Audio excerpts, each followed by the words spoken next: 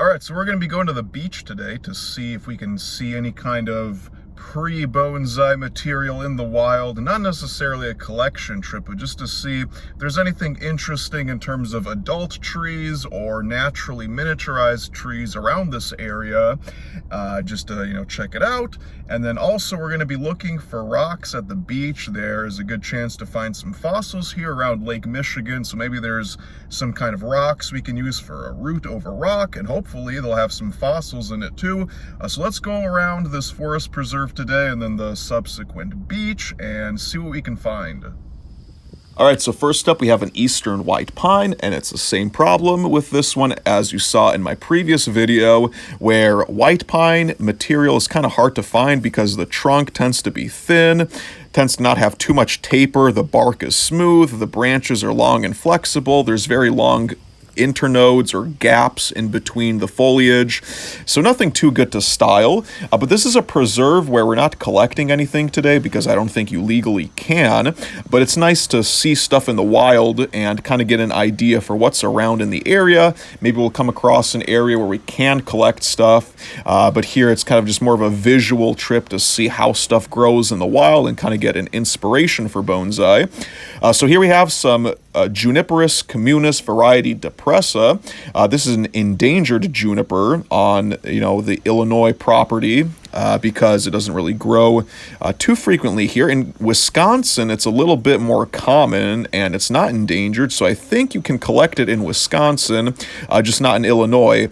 But that species is kind of bad for bonsai trees because the branches tend to be super brittle, so even if we could collect it, it's not something I'd be super interested in. But here we have a witch hazel. So you can see it has those very unique flowers, and eventually all the leaves fall off, but those flowers remain. So it was very interesting to see witch hazel here. That's one of my favorite trees, actually. And I don't come across it too often, but this preserve was pretty good for it because there were just thousands and thousands of these witch hazel seedlings all over the place. Now, it tends to grow kind of thin. There wasn't anything with big, thick trunks, but that's all right. I mean, we didn't come here to collect anything anyways, but it was just kind of interesting to see. And here we have I believe it's a maple, but I don't know what kind, but I'd like to find out because it has that really nice pink coloration on the leaves, and I believe that's a native species, so I'd like to find out what that is, because I watched some videos about, styling native maples. Everybody loves the Japanese maples for bonsai, but there is some native stuff in different areas of the world, depending on where you live, where you can style that and get kind of something more unique, kind of like that pink one we just saw. So here we have some Thuja occidentalis. I believe it's white cedar, or very similar to white cedar at least. Nothing really too interesting in terms of branch or trunk structure, but it was kind of nice to see them in the wild growing on a cliffside. And here we have just some more witch hazel seedlings in this ravine, and a little bit more maples. You can see kind of all those pops of orange color. So along with the pink one, they're really nice orange maple trees here, and there's a clip of that coming up. So like I said, I'd like to find out what variety some of these maples are, because I kind of like the rounder leaves, and I think it would be interesting to style some bonsai trees using material that is native to Illinois. So as you saw, there's kind of a steep cliff. That lady kind of fell on her butt, so it's difficult to get some of these areas, but I think it was pretty worth it. We saw a lot of stuff today. Here is a more common juniper. I think that's just Juniperus communis, no special variety, just a standard one. And here we are at the beach looking for some rocks. Now, I was specifically looking for rocks that have fossils in them, and around Lake Michigan you can actually find quite a few rocks with fossils in them. This one was just kind of one that had holes in it, so you could probably do a root over rock in this kind of rock. Wasn't really anything I wanted to use, and I wasn't sure if I'd keep it horizontal like that, but decided I don't really want it. Here we have one with fossils. I believe those are crinoid fossils, and there's a long crinoid stem, and you can see it kind of has this nice ledge, kind of like a crescent shape, so you can do a root over rock. And this one reminded me of Nigel Saunders has a video that's kind of like a root over temple. This was too big to collect. Maybe if someone had some tools, they could knock off a piece and kind of do like a temple or some kind of, ancient ruins and have their bonsai tree growing its roots over something like that. Here we have another rock. It's kind of like another crescent shape. Wasn't anything that I was too interested in, but hey, you know, people have different preferences, so some of the stuff I show in this video I liked, some of this stuff maybe other people will like. This rock was a little bit small, but as you can see, it has that hole through it on that right-hand side, so that was pretty interesting. I did keep that one. This one had some holes in it, but wasn't really anything too interesting. Here we have kind of a barrier separating part of the beach from more of this rocky area right by the water.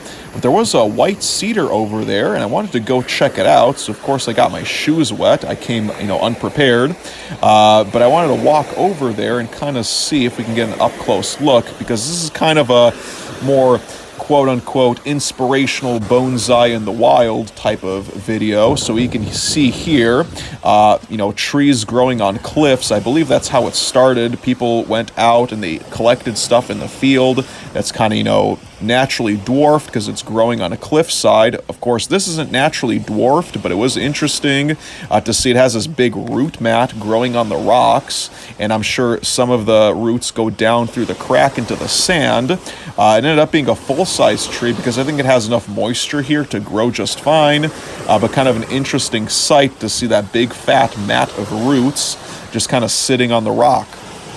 So I took another view of it from kind of the back here. So overall, just kind of an interesting piece to kind of see, and maybe we could recreate something like that with some of the rocks we collected here in kind of a miniature form.